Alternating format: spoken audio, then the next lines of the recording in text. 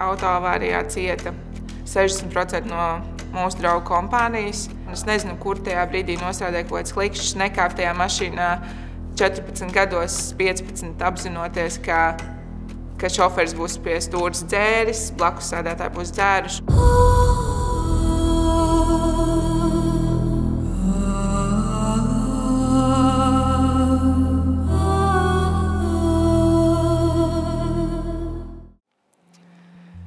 Mana bērnība bija,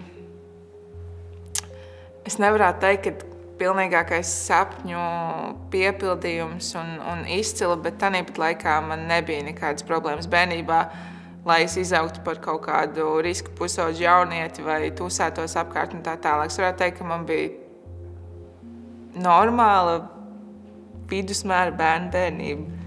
Attiecības ar vecākiem man bija ļoti mīlošas, varbūt pat pārāk mīlošas. Es biju vienīgais bērns ģimenē līdz kaut kādam pusauģu vecumam. Līdz ar to man vienmēr bija viss, ko es gribēju. Mēs vienmēr braucām visur, kur es gribēju. Man nekas netika žēlots un tā tālāk. Tāpēc arī varbūt pusauģu gados pēc tam, kad es izaugu, es meklēju to kaut kādu adrenalīnu no tā, kas varbūt manos ideālajos apstākļos pietrūka. Es nekad nevarētu teikt, ka es nogāju no ceļa. Es domāju, ka tā bija apstākļu sakritība 8. un 9. klasē. Es nedzīvoju galvaspilsētā, un, manuprāt, dzīve jauniešiem reģionos ir pavisam citādāka. Un tu draudzējies principā ar to, kas ir. Tu īpaši nevari izvēlēties kaut kādu draugu grupu. Tas man patīk, tas man nepatīk, un nedod Dievs, ja tu vēl mācies mazā skolā, un tevi apsmēja vai nepieņem, tas ir vēl briesmīgāk. Bet es kaut kā ļoti viegli izslīdēju no tās situācijas, un es teiktu, iepinos vai iedraudzējos varbūt draugu bariņā, kas nebija tik labs. Bet tas nemainīja to, ka es būtu labi. Es pat atceros, ka bija reizes, kad bija kaut kāds ballītes, un citi pīpēja un dzēra alkoholu, un es tēloju, ka es iedzeru, un es to izlēju ārā vai nenorīju un izspļauju pēc tam ārā, vai cigareti vienmēr man izskata no pirkstiem vai kaut kas tāds. Un es vienkārši ļoti gribēju būt tā kā piederīga šajā bariņā, un tāpēc es arī darīju visas tās lietas, ko dara viņi. Bet tāpat laikā es turpināju labi mācīties, es nelamājos, es mājās biju pavisam citādāk. Es biju tā meita, tā kā kuru mani vecāki gribēja redzēt, kad es mācos, es strādāju, es pilnveidojos, es turpināju iet arī uz interešu izglītības pulciņiem, piedalīties konkursos un tā tālāk. Tā kā nekas neliecināja par to slikto pusi, kas varbūt noteikti piekdienās, sestdienās vai pēc skolas. Tā kā es dzīvoju, principā, es teiktu, divos skolnieces tēlos. Noteikti, ka ar šo kompāniju man gribējās būt, jo tie puiši un meitenes, viņi bija tādi skolas noteicēji, viņi bija tāds krutais bariņš, kurš noteica to, kas ir stilīgi, ar ko draudzēties stilīgi, ar ko nav. Un tad, protams, bija tas otrs draugu bariņš, kas vienmēr vilka uz to labo pusi, un pat ir bijušas reizes, kad bija strīdi par to, ka Sintī tev nevajadzētu ar viņiem draudzēties un tā tālāk, un tu apzinies tos riskus, ka tu vari pazaudēt tos labos draugus. Bet tāpat laikā iekšā ir kaut kas tāds, kas tā kā dzēna tevi uz turieni, ka tev gribās to adrenalīnu, tev liekas, ka kaut kādā ziņā jums visiem ir kaut kas kopīgs. Jums visiem pietrūks kaut kāds drives, jo es nevarētu teikt, ka tie bērni, jaunieši, ar kuriem es draudzējos, kuri tusējos un tā tālāk, viņi nebija slikti, viņi arī bija ļoti gudri jaunieši, un viņi zināja, viņi apzinājās, ko viņi dara. Un tas tieši tāpēc arī varbūt savilka mūs visus kopā vienā bariņā. Patiesībā es nebiju ne tāda dzērāja, ne pīpētāja, ne īpašā tusētāja, arī ne tajā bariņā. Tas tiešām notika kaut kāda apzinātā tusēšanās 17, 18 gados, kad jau man bija cita draugu kompānija, kas vispār nebija šādām riska rakstura īpašībām.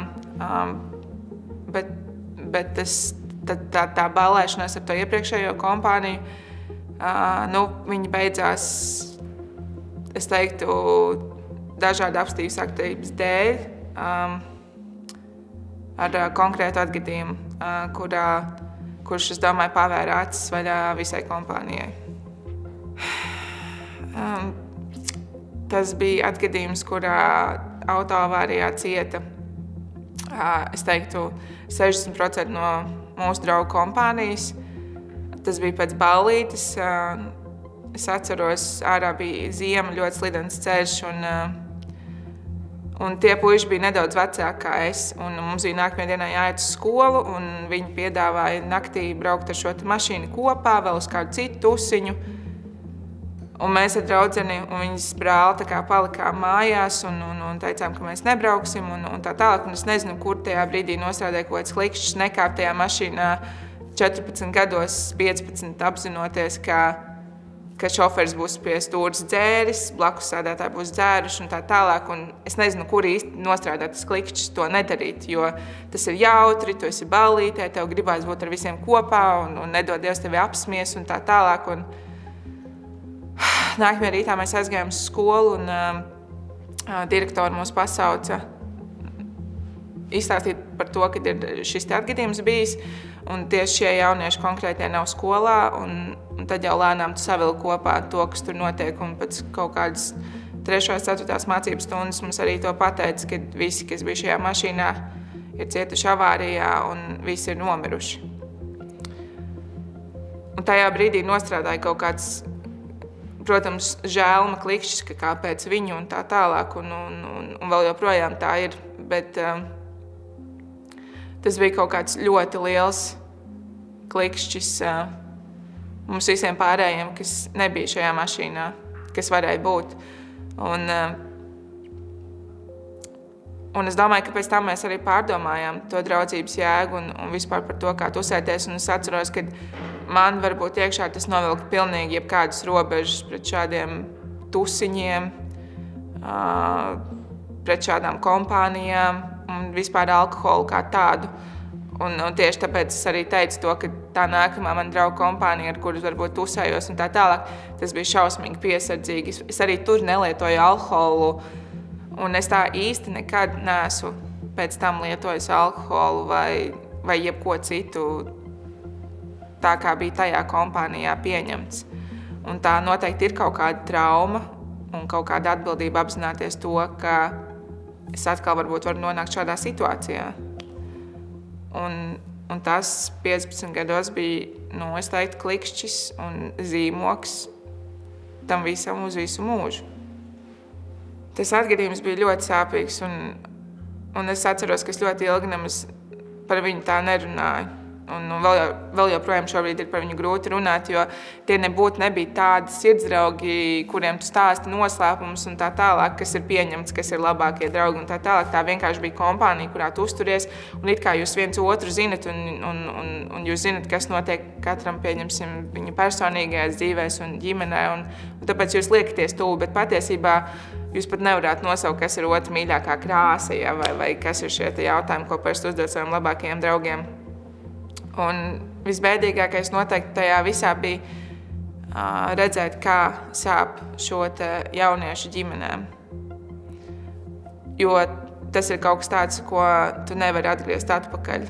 Un principā pie tā noved it kā mūsu jauniešu bezatbildības sajūta, bet augot lielākai, es jau sapratu, ka tas nenāk tikai no jauniešiem, tas nāk no ģimenes, un es nevaru vainot vecākus vai kaut kas tāds, bet kaut kādā ziņā tas, kādā vidē tu nonāc un ar ko tu draudzējies, ir vecāku atbildība.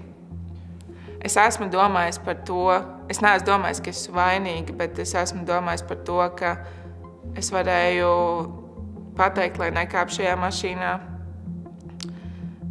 Es varēju pateikt, ka nevar braukt pie stūres dzērušam. Un es varbūt varēju vairāk atbalstīt tajā brīdī draugus, kas palika un turpināja pārdzīvot un tā tālāk, jo tas bija tāds klusums. Neviens, manuprāt, īsti pēc tam nezināja, kā runāt, par ko runāt, kā runāt par šiem jauniešiem, kas nav. Un tas viss, bet skaidrs, ka es domāju, ka mums katram un arī man bija domas galvā, ka kaut ko mēs varējām izdarīt tā, lai šī situācija nebūtu. Bet viņi notika. Jā.